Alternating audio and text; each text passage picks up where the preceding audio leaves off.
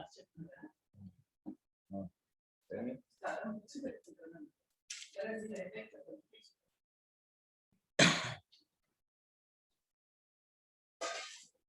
evening. Yesterday I told you about the transfer of ownership of property, and yesterday itself I told you that we have to go for contracts involving sea routes. Contract of sale involving sea routes has certain special clauses and conditions, standardized to an extent in accordance with international customs and practices.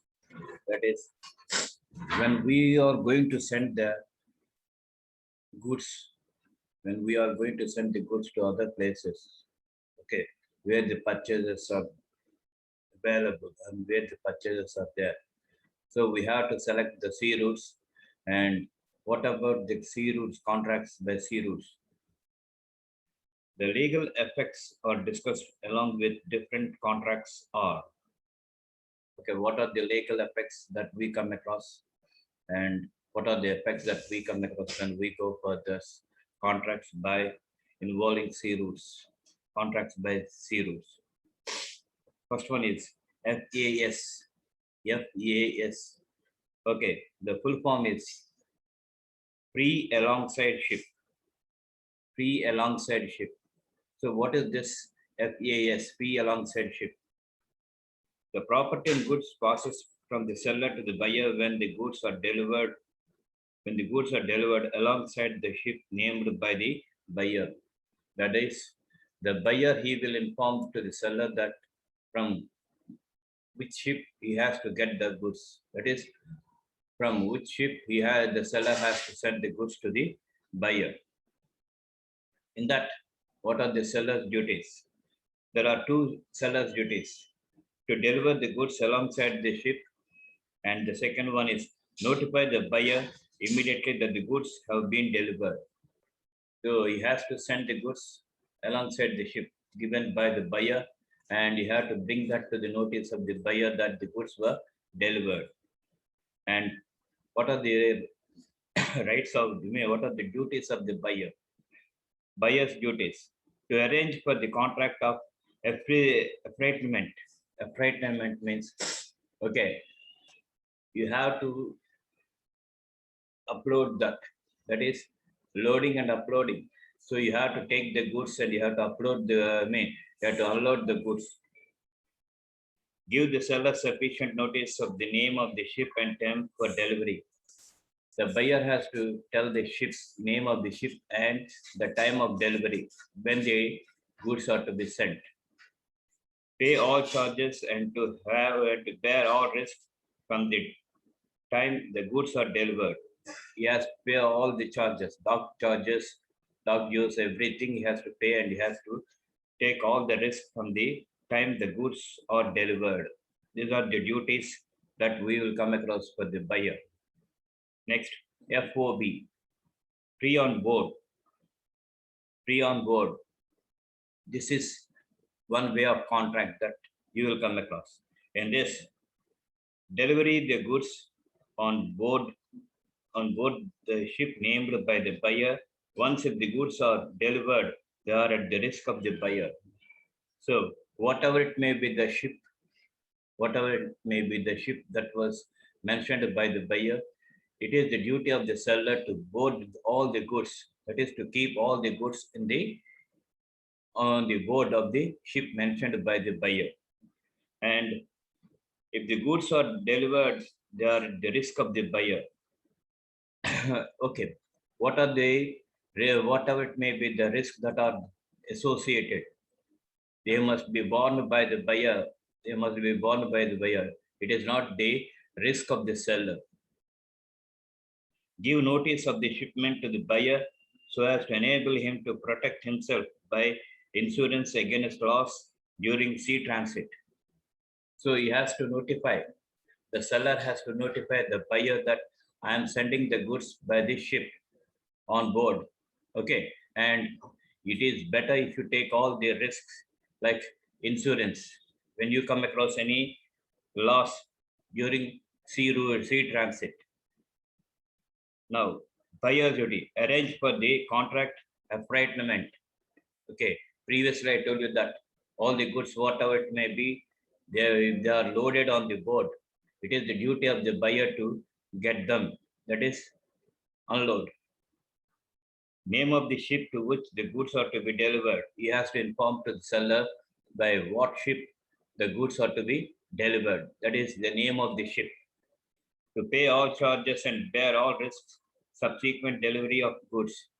So previously, whatever it may be, the same duties the buyer has to follow. That is, he has to bear all the risk and he has to pay all the charges and he has to bear all the risks that were associated there. Next, third one is CIF, cost, insurance and freight. CIF, cost, insurance and freight. CIF contract is performed by the delivery of documents. Okay, CIF. When you go for this CIF, not only the goods, okay, we have to give them in. The seller has to give some documents to the ship. Bill of lading, insurance policy. Okay, insurance policy, invoice, certificate of origin representing the goods to the buyer, the bank.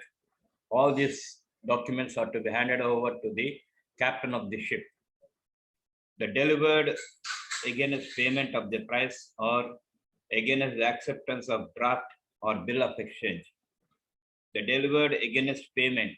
Whenever the buyer, when he pays the amount, that document also he has to give.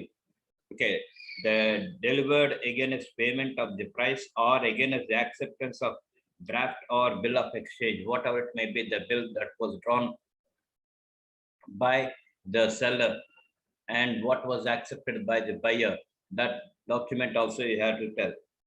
The seller continues to be the owner of the goods until the buyer pays for the goods and gets documents. In the meantime, if the goods are lost, the buyer or the seller, whoever is the true owner of at the time of loss, can recover the amount from the insurer. So insurance policy also we have to take into account when we go for CIF. So the seller continues to be the owner of the goods until the buyer pays for the goods. We have to see whether the buyer pays the goods or not. Okay, and gets documents. In the meantime, if the goods are lost, the buyer or the seller, whoever is the true owner at the time of loss, can recover the amount from the insurer, that is from the insurance company. These are the things that you come across. Now, what are the seller's duties? Make an invoice of the goods sold. We have to take into account the invoice. Ship the goods at the port of shipment. Ship the goods. It is, he has to take the goods and he has to keep that in the ship. To procure on shipment a contract of affreightment under which the goods will be delivered at the destination contemplated by the contract. Okay, sometimes the buyer, he will take into account the document of affreightment. Sometimes the seller, he will take the responsibility of taking into account the document of affreightment. To procure on shipment a contract of affreightment under which the goods will be delivered at the destination. Which destination? Okay, at what destination the goods are to be delivered, contemplated by the contract. Okay, that was mentioned in the contract or given in the contract. Arrange for an insurance upon the terms current in the trade, which will be available for the benefit of the buyer. So sometimes the insurance policy will be taken by the seller. Okay, the insurance policy will be taken over by the seller, and whatever it may be, the documents that are related to the insurance, okay, they must be sent to the buyer. Okay, insurance policy. To forward and tender to the buyer within a reasonable time all the shipment documents. He has to send all the documents, okay, within a reasonable time to the buyer. It is as and when he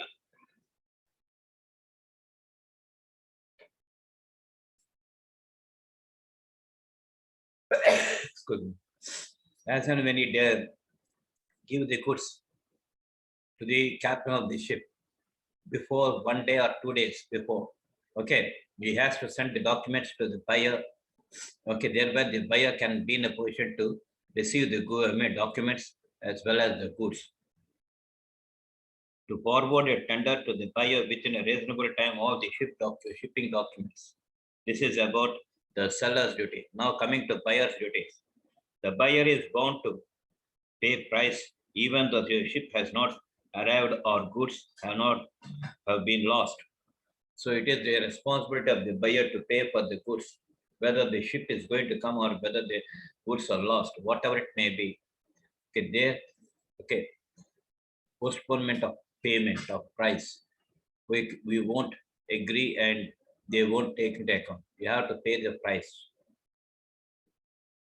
To pay unloading at the port of destination, to pay all customs and import duties. These are the various duties that we come across when we go for the CIF, that is cost, insurance, and freight.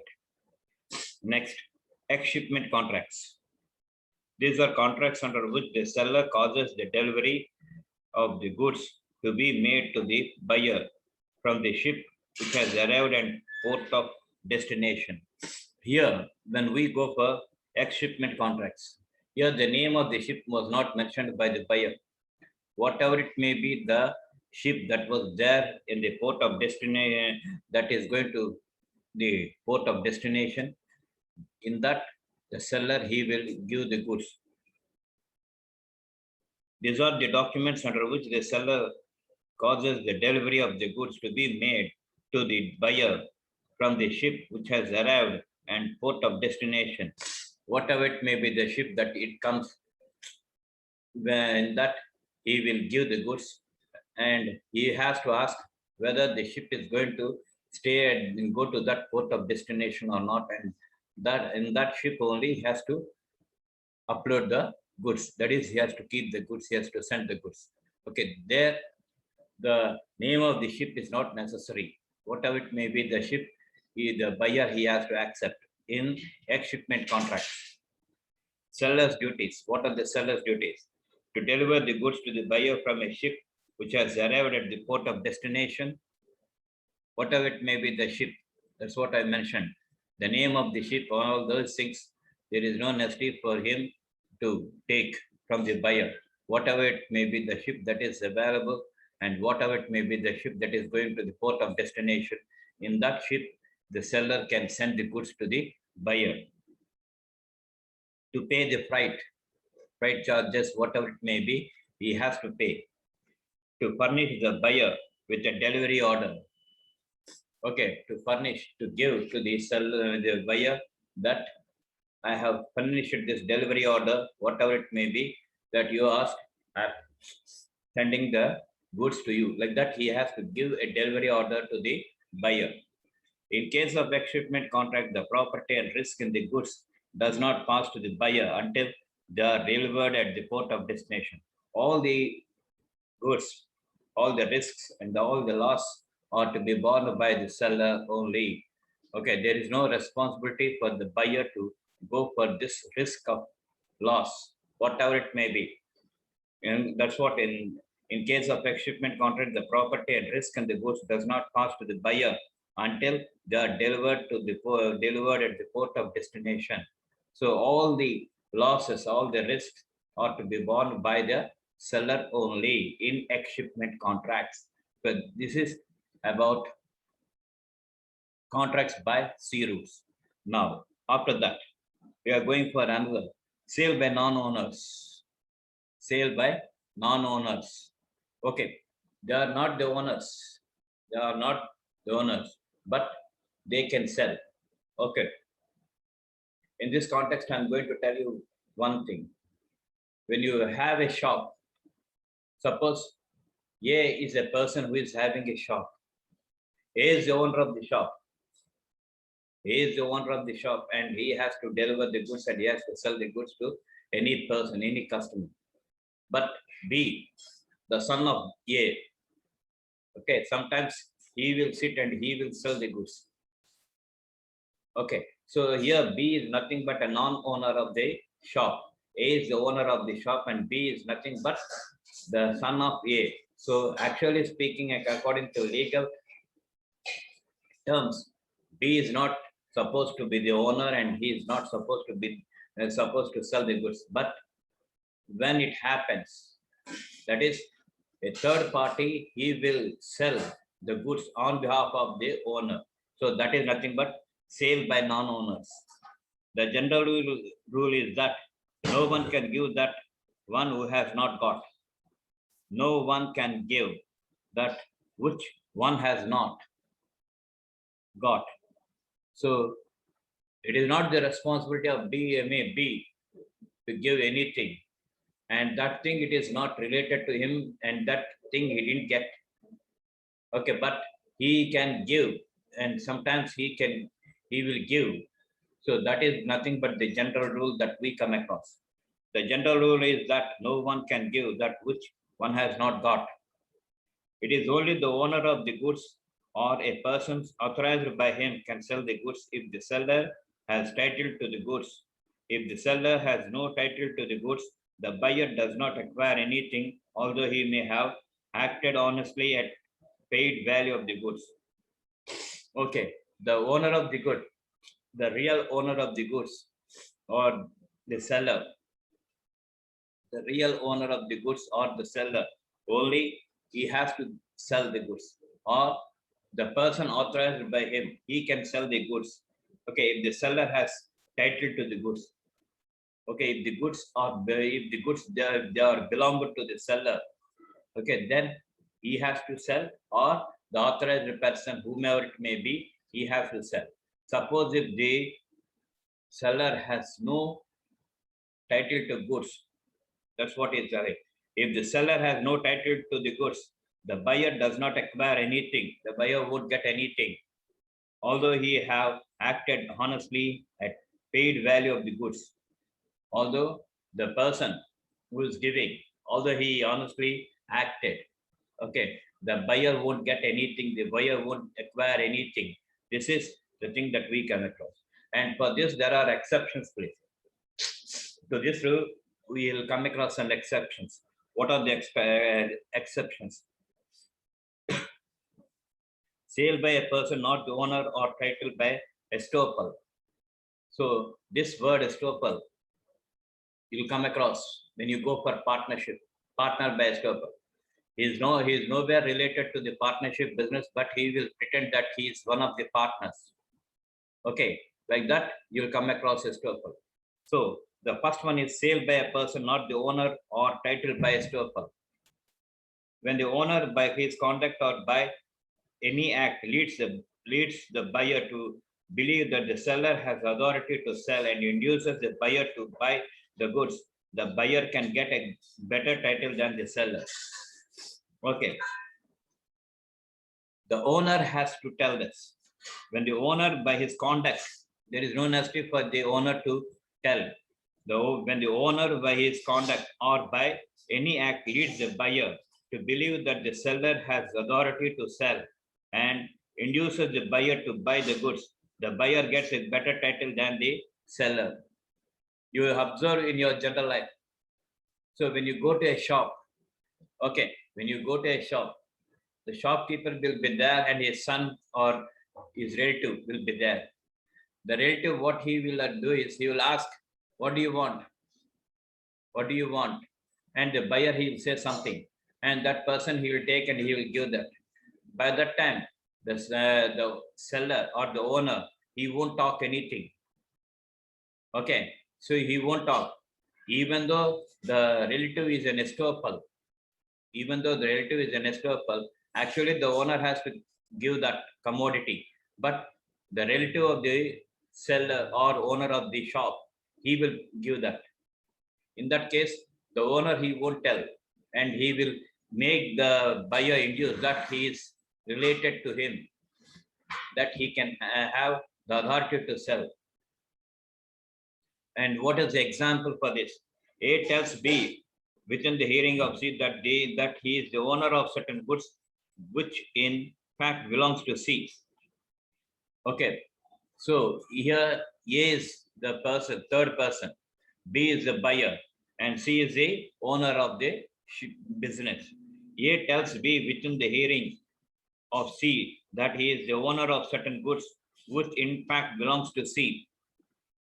C does not control A's statement. After some time, B buys these goods from A. The title of B will be better than that of A, and C will be precluded from disputing B's title to the goods. So this is the example that we'll come across when we go for estoppel. Sale by mercantile agent. Yeah, sometimes you'll come across agents in the businesses. The agents on behalf of the principal, they will sell the goods. And by that time, the principal, he won't talk anything. He won't tell anything that he is only an agent and he is not the owner. Like that, you won't come across. So in that case also, you will come across sale by non-owners. A mercantile agent is one who is in the customary course of his business, has an agent authority either to sell goods or consign the goods for the purpose of sale. The purpose, you have to take into account the purpose. Okay, for the purpose of sale only he is acting. The buyer of goods from a mercantile agent who has no authority from the principal to sell goods gets the title to the goods, even though it is the principal or even though it is the agent. Okay, the buyer, we will get the good title. Example, if the owner of a car delivered it to H mercantile agent for sale and not less than 5,750 rupees. H sold the car for rupees 1,400 to K and purchased it in good faith. To K to purchase it in good faith. H misappropriated the money. Okay.